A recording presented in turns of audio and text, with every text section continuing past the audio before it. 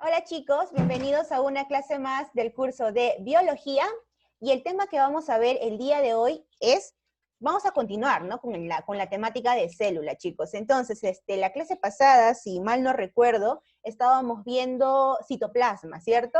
Entonces, en citoplasma, chicos, había tres componentes básicos, que era la matriz citoplasmática, el sistema de endomembranas y los organelos, ¿de acuerdo? Entonces, ya vimos qué cosa, ya vimos la matriz citoplasmática. El día de hoy vamos a ver el sistema de endomembranas y también vamos a tocar una partecita de organelos, ¿de acuerdo? Entonces, tienen que acordarse ya el mapita conceptual. Vamos a ver entonces sistema de endomembranas, ¿ya chicos? A ver, tenemos aquí entonces que mi sistema de endomembranas, niños, está conformado por tres componentes básicos, que viene a ser la envoltura del núcleo, ¿cierto? La envoltura nuclear, llamada carioteca, ¿de acuerdo? Debajo de la carioteca o siguiendo la carioteca encontramos al retículo endoplasmático. Y dijimos que hay dos tipos de retículo endoplasmático, que viene a ser el retículo endoplasmático rugoso, conocido como el RER, R-E-R, que se caracteriza, ¿no? Este retículo endoplasmático rugoso por tener en su membrana externa, ¿qué cosa va a presentar? Ribosomas, ¿ya chicos? Recuerden que el retículo endoplasmático, niños, viene a ser un conjunto de sáculos aplanados, sáculos discoidales, ¿de acuerdo? Que están continuos, ¿ya? Entonces, retículo endoplasmático es un conjunto de sáculos, ¿de acuerdo? Sáculos aplanados, sáculos continuos, perdón, que están uno detrás de otro, ¿ya? Sáculos, entonces. Ya, como les decía, hay dos tipos de retículo endoplasmático. El RER, que se caracteriza porque en la membrana externa va a presentar, ¿qué cosa? Ribosomas, ¿cierto? Y tenemos después al retículo endoplasmático liso, ¿no? Liso, ¿por qué? Porque no contenía en su membrana externa ribosomas, ¿cierto? El retículo endoplasmático liso también es llamado agranular. ¿Por qué? Porque no presenta ribosomas. En cambio, el retículo endoplasmático rugoso es llamado también granular. ¿Por qué? Porque presenta los ribosomas. ¿Ya, chicos? Entonces, RER, llamado también retículo granular, y el REL, llamado también retículo agranular. ¿De acuerdo? Y debajo del retículo endoplasmático liso, ya debajo de él encontramos al aparato de Golgi, ¿ya? El aparato de Golgi, que también es denominado como complejo de Golgi, otros le llaman Golgi-soma, ¿de acuerdo? El aparato de Golgi. El aparato de Golgi, chicos, que también viene a ser, ¿no? Compuesto por un conjunto de sáculos, si se dan ustedes cuenta, pero estos sáculos están sobrepuestos, ¿de acuerdo? En cambio aquí están de manera continua, pero acá sí se encuentran sobrepuestos uno detrás de otro, ¿ya? Están sobrepuestos. Muy bien, entonces vamos a empezar hablando de la carioteca, ¿ya? Recuerden que la carioteca viene a ser la membrana nuclear, ¿no? Es la envoltura del núcleo. Y la carioteca, chicos, se caracteriza porque va a presentar dos membranitas, una membrana externa que va a estar en contacto con el retículo endoplasmático, ¿cierto? Y una membrana interna que va a estar en contacto con ¿quién? Con el material genético, ¿de acuerdo?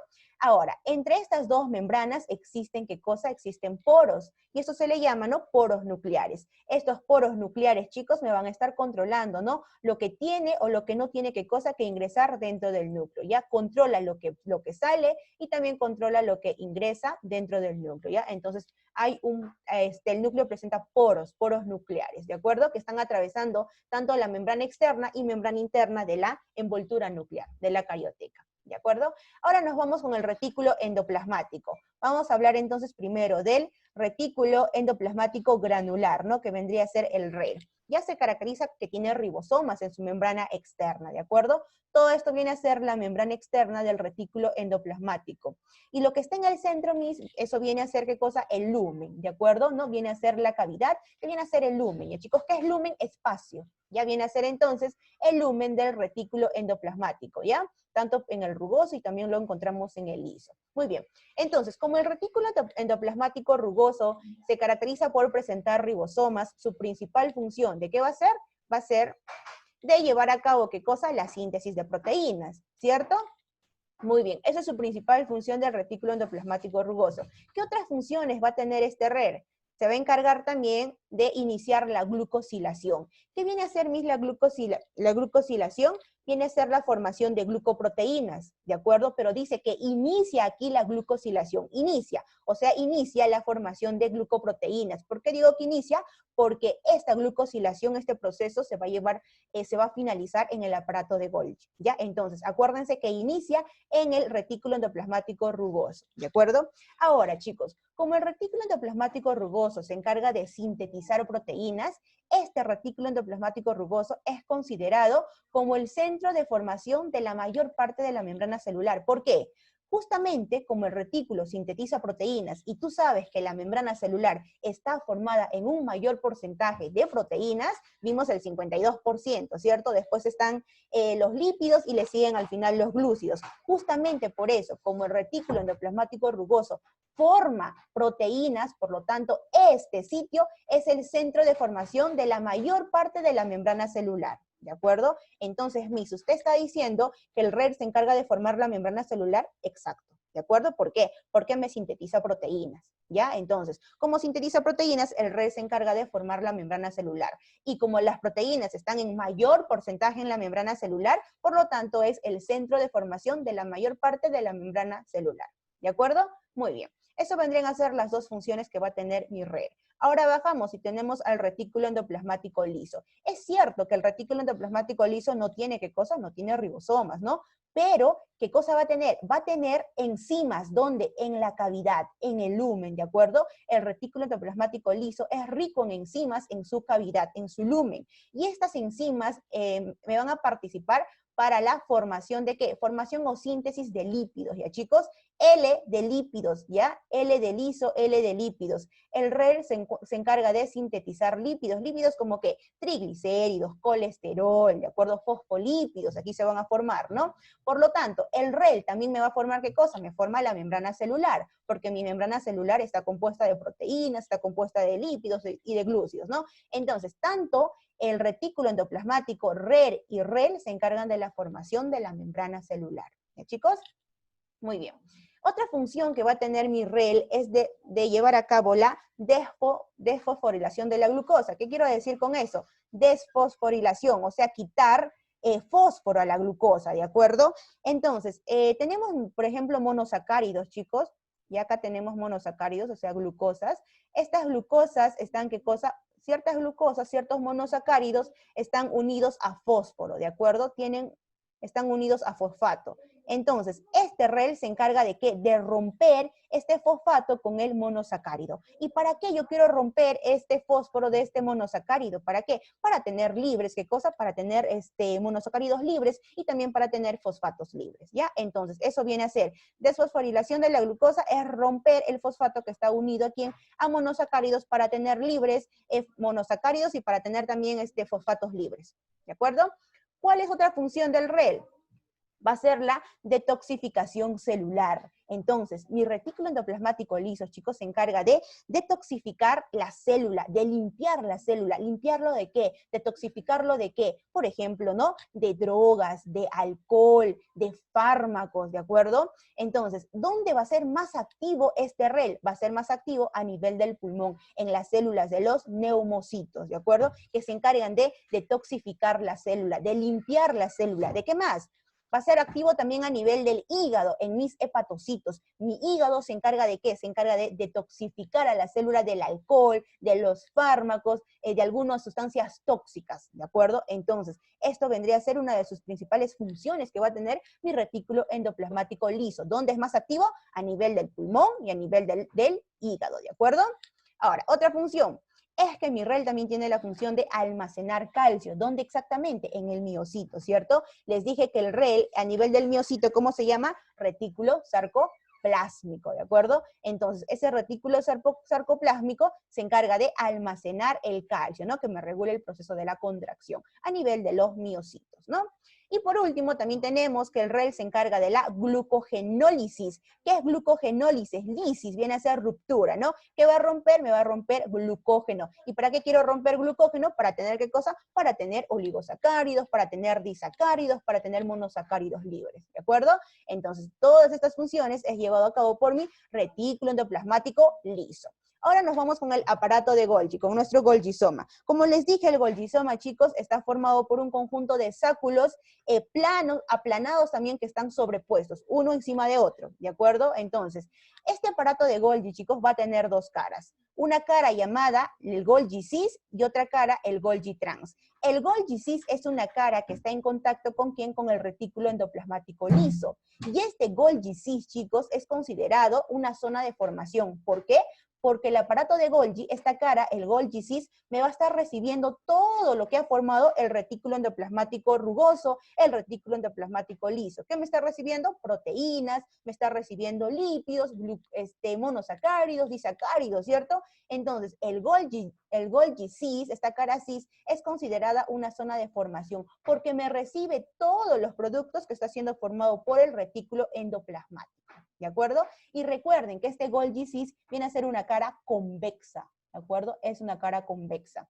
En cambio, el Golgi-trans es una cara cóncava, ¿de acuerdo? Es una cara cóncava. Y este Golgi-trans, chicos, que una vez que ya ha recibido todo lo que es producido por el retículo endoplasmático, ya es recibido por la cara cis, por el Golgi-cis, van a llegar hasta el Golgi-trans, ¿de acuerdo? Y en el Golgi-trans, a partir del Golgi-trans, se van a empezar a formar vesículas, ¿de acuerdo? Vesículas secretoras. ¿Por qué? Porque este Golgi-cis me está formando vesículas que van a contener todo lo que ha recibido el Golgi-cis, es decir, ¿no? Proteínas, lípidos, todo eso lo van a empaquetar ¿en dónde? Lo van a empaquetar en vesículas, ¿de acuerdo? Entonces, mi Golgi-trans se encarga de formar vesículas, pero esas vesículas ya tienen, ¿qué cosa? Ya tienen un contenido, ya tienen un producto, ya sea proteínas, ya sea lípidos, ya sea monosacáridos, disacáridos, ¿de acuerdo?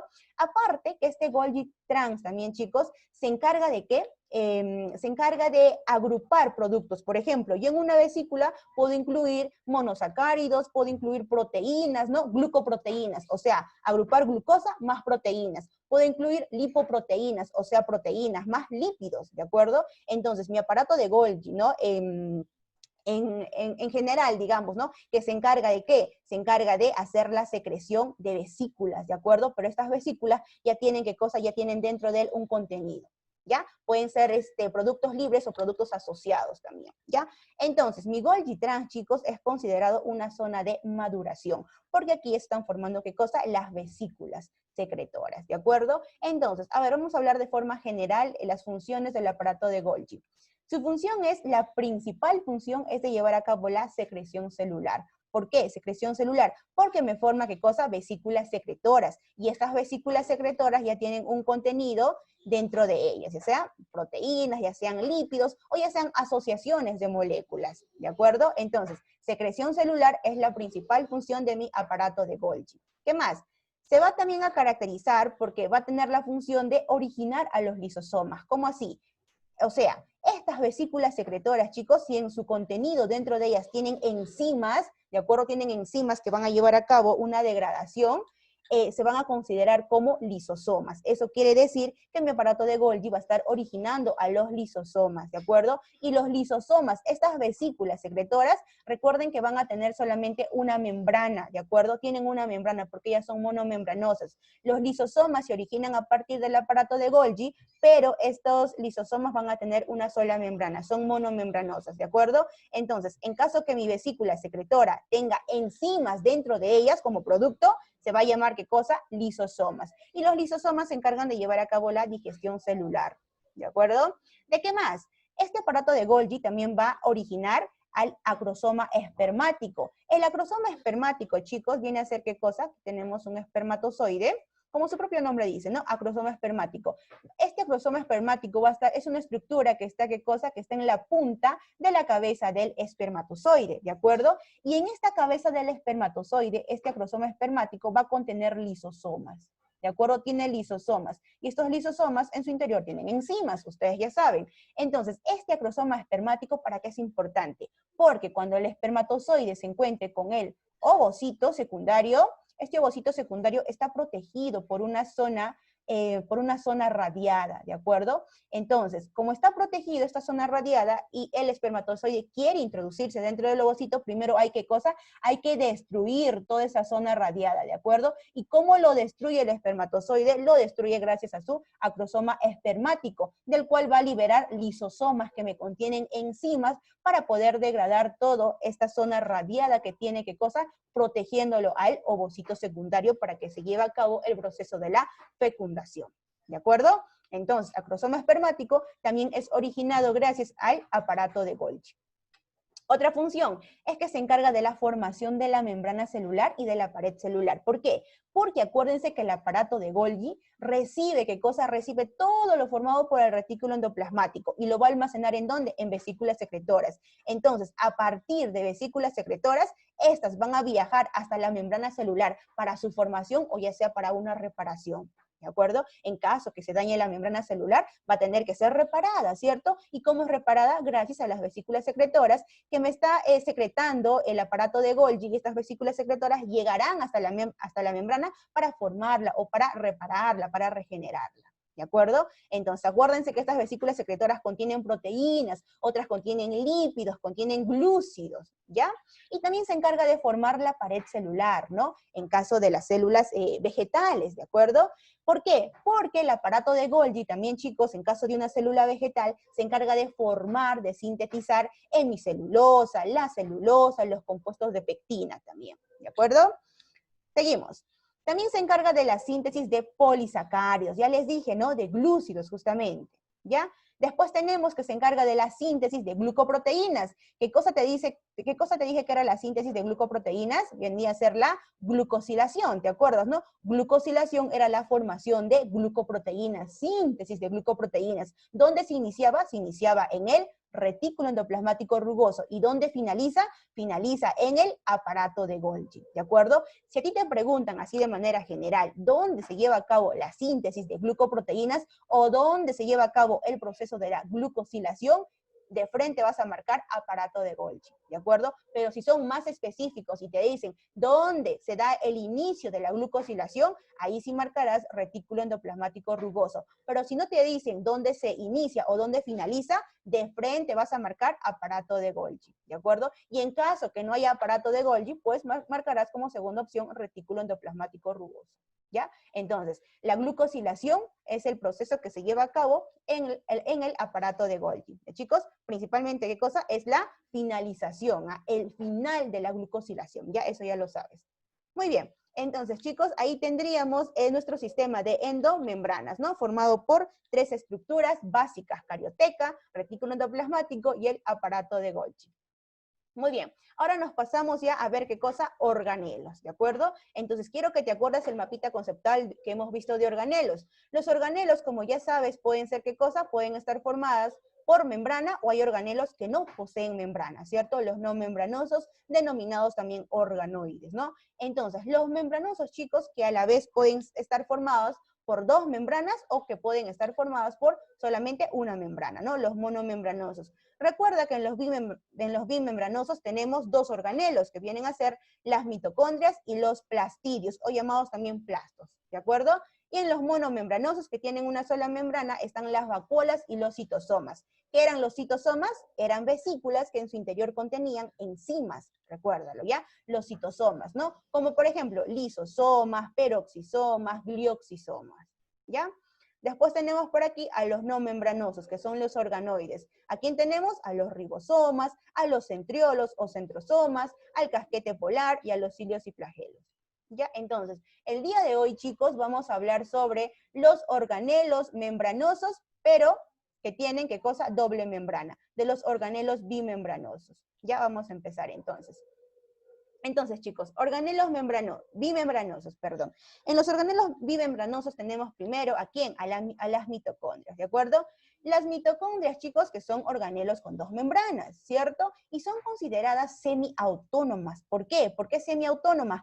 Porque estas mitocondrias van a tener en su interior un ADN, y este ADN es circular y desnudo. Si tú escuchas circular y desnudo, ¿te acuerdas de quién? Del ADN de las procariotas, ¿no? De las bacterias. Ajá, es por eso que se dice que las mitocondrias, chicos, como tienen un ADN circular y desnudo, ellas son como que una evolución de quién, de las bacterias. Ellas forman parte de la teoría endosimbiótica, en donde esta teoría endosimbiótica te dice que las mitocondrias se originaron a partir de los mesosomas de las bacterias. ¿De acuerdo? Entonces, ¿ya?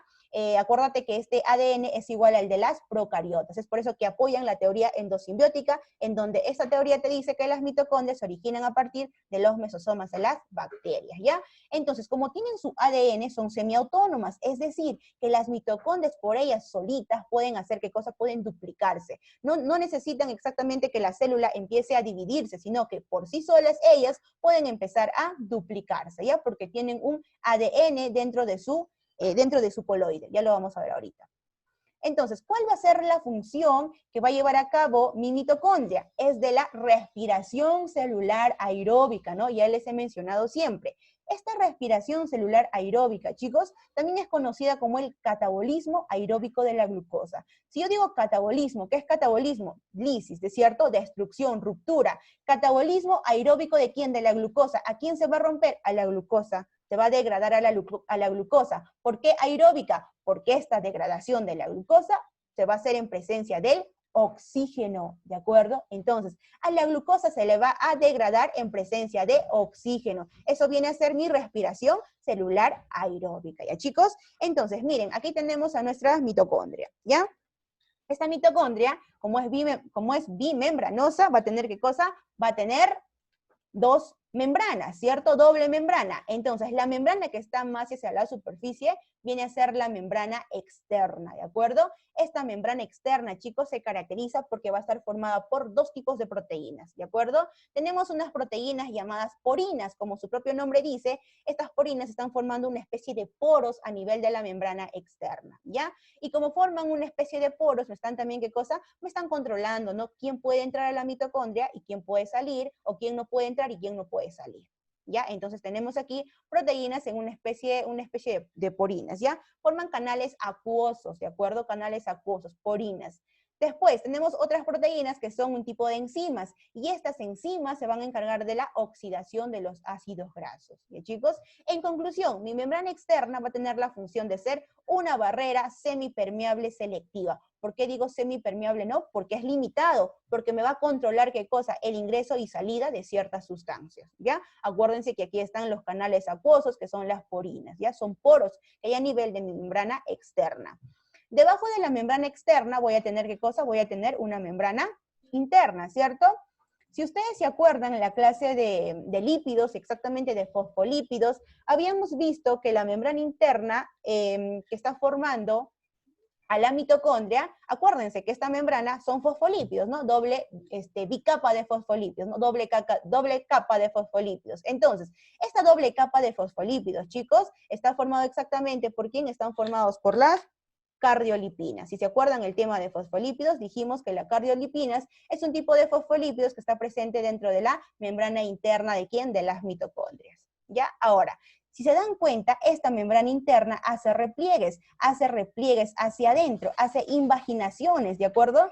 Estas invaginaciones que hace la membrana interna de la mitocondria se llaman las crestas mitocondriales, ¿de acuerdo?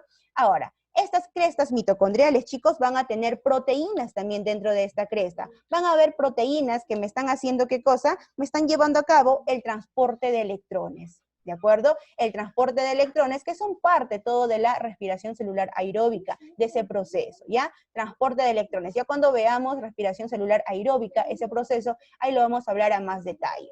Otra función. También encontramos dentro de la cresta mitocondrial a una proteína denominada la ATPasa. ¿Por qué se llama así ATPasa? Porque esta ATPasa, chicos, se encarga de la fosforilación oxidativa. ¿Y qué es la fosforilación oxidativa? Es el proceso por el cual se forma ATP.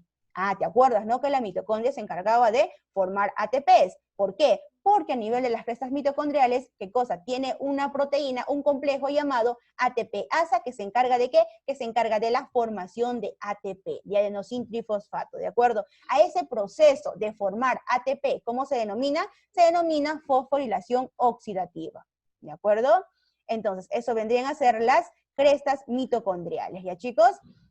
Entonces, las crestas mitocondriales, niños, son considerados la mayor actividad bioenergética de la célula. ¿Por qué? Porque a nivel de esas crestas mitocondriales se forma la mayor cantidad de ATP, ¿de acuerdo? No solo, escuchen, no solo a nivel de las crestas mitocondriales se forma ATP, no, ¿ya? Sino que también se da en otro lugar la formación del ATP, pero como a nivel de las crestas mitocondriales se da la mayor formación de ATPs, o sea, mayor actividad bioenergética, es por eso que a este nivel se le considera como la mayor actividad bioenergética de la célula, ¿de acuerdo? ¿Por qué? ¿Por qué? Porque me va a formar de 32 a 34 ATPs a nivel de las crestas mitocondriales. Entonces, si te preguntan cuál es la parte de la célula en donde se da la mayor actividad bioenergética, tú vas a responder a nivel de las crestas de la mitocondria, a nivel de las crestas mitocondriales. ¿Qué son las crestas mitocondriales? Vienen a ser, ¿qué cosa? Un repliegue, invaginaciones de la membrana interna, ¿ok?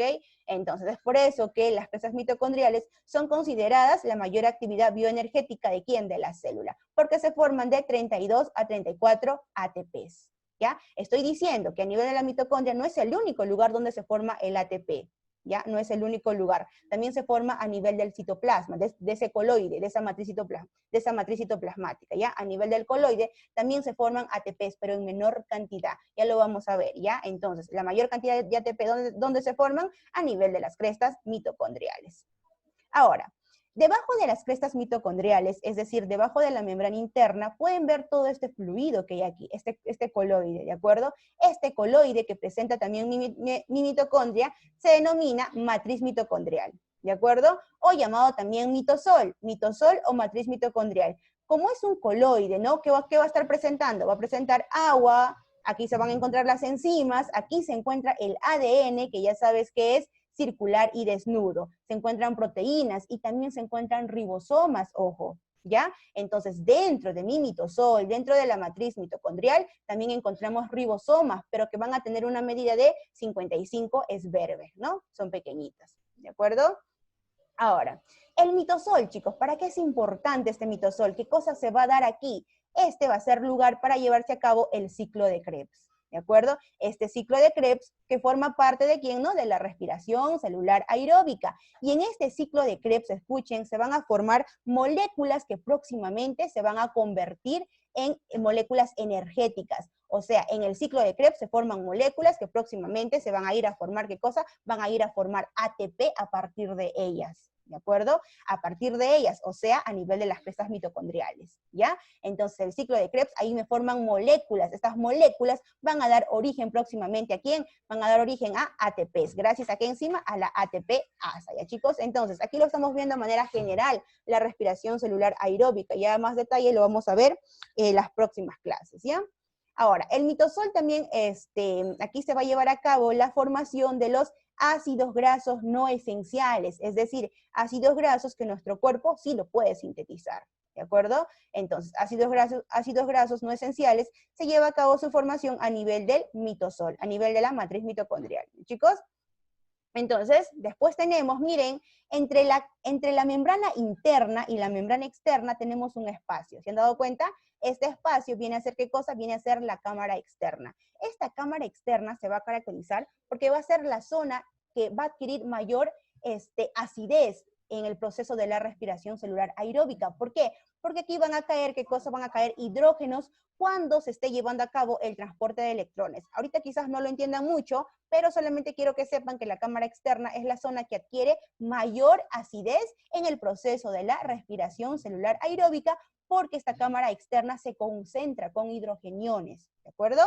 Ya, nada más eso. Ya, ahora, vamos a ver los otros organelos bimembranosos que vendrían a ser los plastos, ¿de acuerdo? Llamados también plastidios, ¿no? Plastos o plastidios. Como mejor ejemplo, aquí tenemos a quién, a los cloroplastos, ¿ya chicos? Ellos son el ejemplo más representativo de los plastidios, los cloroplastos, ¿no? Recuerden que son organelos con doble membrana, ¿no? Con dos membranas. Estos cloroplastos, chicos, son organelos que solo van a estar presentes en vegetales y algas, no están en animales, ojo, solo están presentes en vegetales y algas. Y también se van a caracterizar porque van a tener un ADN de tipo circular y desnudo. Ah, ajá, ¿no? Circular y desnudo. Eso quiere decir que es parecido a quién? Al ADN de las procariotas. Eso también quiere decir que los cloroplastos, chicos, según la teoría endosimbiótica, se dice que estos cloroplastos son originados ¿de quién? Se originan a partir del mesosoma de las bacterias, ¿de acuerdo? Justamente porque presentan un ADN similar al de las procariotas, ¿ya? Recuerden entonces eso. ¿Cuál es la función que van a tener estos cloroplastos? Su función viene a ser la fotosíntesis, ¿de acuerdo? Ahora, chicos, hay plastos, así en general hablando, no solo hablando de cloroplastos, sino hay plastos, hay plastidios, hay organelos que pueden ser, ¿qué cosa? Fotosintéticos, y hay organelos que pueden ser no fotosintéticos, ¿ya? Tenemos entonces plastos, muy aparte de los cloroplastos, que sabemos que son fotosintéticos. Hay plastidios que pueden ser no fotosintéticos, o hay plastos también fotosintéticos. Entonces, los plastidios no fotosintéticos son aquellos plastidios que no se va a llevar a cabo el proceso de la fotosíntesis, ¿no? En cambio, en los fotosintéticos, aquí sí se va a llevar a cabo el proceso de la fotosíntesis. Entonces, ¿qué plastos no fotosintéticos tenemos? Por ejemplo, están los cromoplastos. Cromo viene de color, ¿cierto? Entonces, estos cromoplastos, chicos, se llaman así justamente porque me almacenan pigmentos. Por ejemplo, ¿no? El caroteno, son pigmentos que le dan el color anaranjado a los vegetales, por ejemplo, la zanahoria, ¿no? Tenemos otro pigmento que vienen a ser el licopeno, este licopeno que se encarga de darle el color rojo a los vegetales. Tenemos a la xantófila, que se encarga de dar el color amarillo a los vegetales, ayuda a la maduración de ciertas frutas, por ejemplo, ¿no? Como el plátano. Tenemos aquí a la xantina, que también le da un color amarillento, pero un poco más oscuro, como por ejemplo del maíz, ¿ya? Y entre otros pigmentos. Entonces, cromoplastos me almacenan, ¿qué cosa? Pigmentos, ¿de acuerdo? Pigmentos vegetales, ¿ya? Ahí están estos pigmentos. Después tenemos, ¿a quién? A los leucoplastos. Estos organelos no fotosintéticos se caracterizan porque me van a almacenar sustancias de reserva y se diferencian, ¿no? De acuerdo al tipo de sustancia que están almacenando. Por ejemplo, tenemos a los proteinoplastos. Estos proteinoplastos, como su propio nombre dice, son organelos que me están almacenando proteínas, ¿no? Son plastos que me almacenan proteínas. Tenemos a los amiloplastos, como su propio nombre dice, que me almacena almidón. Tenemos a los oleoplastos, que me almacenan, ¿qué cosa? Grasa, ¿no? Aceites, ¿no? Oleoplastos. Después tenemos por aquí abajo a los plastos fotosintéticos, o sea que sí me llevan a cabo el proceso de la fotosíntesis. ¿Quién sería el mejor ejemplo aquí? Los cloroplastos, ¿cierto? Como mejor ejemplo tenemos a los cloroplastos. Muy bien. Después, tenemos a quién más, tenemos a los rodoplastos. Estos rodoplastos son plastos fotosintéticos presentes en las algas rojas, ¿ya chicos? Tenemos a qué más, a los feoplastos, que son plastos que están presentes en las algas pardas. Estas algas pardas también son llamadas feofitas. Tenemos a los xantoplastos, que son plastos fotosintéticos que van a estar presentes en las algas diatomeas o también en las algas dinoflageladas. ¿De acuerdo? Estas algas diatomeas o dinoflageladas son algas unicelulares. Ahora, aquí me olvidé mencionarles a los etioplastos. Los etioplastos también son plastos no fotosintéticos, que me van a tener la función de hacer la regeneración ¿de quién? De los cloroplastos, o sea, de un plastidio fotosintético, de un plastidio que lleva a cabo el proceso de la fotosíntesis. Entonces, como mejor ejemplo, vamos a hablar ¿de quién? De los cloroplastos, chicos. Entonces, aquí tenemos a este organelo que vendría a ser el cloroplasto. Recuérdate que tiene dos membranas, ¿de acuerdo? Entonces, tenemos la membrana hacia afuera, la membrana externa, ¿no? Esta membrana externa se caracteriza por ser una membrana lisa, como la pueden ver. Es una membrana lisa y translúcida. ¿Por qué? Porque me deja, ¿qué cosa? Me deja pasar la luz solar, ¿de acuerdo? Es lisa y translúcida. Debajo de la membrana externa tenemos a la membrana interna, que está ya de color un amarillo, perdón, un verde más clarito, ¿no? Un verde, un verde amarilloso, ¿ya? Esto vendría a ser la membrana interna, ¿de acuerdo? Esta membrana interna, chicos, se caracteriza porque me va a hacer repliegues hacia adentro. Y cuando hace repliegues hacia adentro, me va a formar otra estructura que vienen a ser los tilacoides. Todo lo que ven aquí, estas estructuras, aquí vienen a ser los tilacoides, que tienen forma de disco, ¿de acuerdo? Entonces, cuando la membrana interna del cloroplasto, chicos, se repliega, hace invaginaciones hacia adentro, me va a formar, ¿qué cosa? Me va a formar los tilacoides, que son una especie de discos. Es por eso que se les llama discos tilacoidales. Y no me forman un solo disco, sino me forman varios discos, ¿de acuerdo? A este conjunto de discos tilacoidales se le denomina grana. ¿ya? Grana. Ahora, los discos tilacoidales, chicos, todas estas granas pueden estar conectados con otros discos tilacoidales, ¿ya? Una grana puede estar conectándose con otra grana, comunicándose a través de una estructura llamada lamela. No está el nombre aquí, pero apúntenlo, ¿ya? Denominada lamela, ¿ya, chicos? Entonces, tenemos aquí a los tilacoides, ¿de acuerdo? Ahora, estos tilacoides se caracterizan porque van a estar, ¿qué cosa? Dentro de estas estructuras van a estar como que pegadas, van a estar ancladas, ¿quién? Pigmentos fotosintéticos, que viene a ser la clorofila, ¿de acuerdo? Entonces, acuérdense que dentro del tilacoide, dentro de estos discos tilacoidales, se van a encontrar adheridos, pegados, llamémoslo así, ¿quién? Pigmentos fotosintéticos, que vienen a ser la clorofila. Como ustedes saben, esta clorofila se encarga de ¿qué? Se encarga de absorberme, ¿qué cosa? De absorberme la luz solar, ¿cierto? Para llevar a cabo el proceso de la fotosíntesis. Como me absorbe esta luz solar, la clorofila, aquí dentro de los tilacoides se va a llevar a cabo, ¿qué cosa? La fase luminosa. Recuerden que la fotosíntesis tiene dos fases, una fase luminosa y una fase oscura. La fase luminosa se lleva a cabo ¿dónde? Se lleva a cabo dentro de los tilacoides que tienen adheridos, tienen pegados, ¿a quién? A la clorofila, que es el pigmento fotosintético que me está, ¿qué cosa? Que me está captando los rayos del sol. ¿Ya?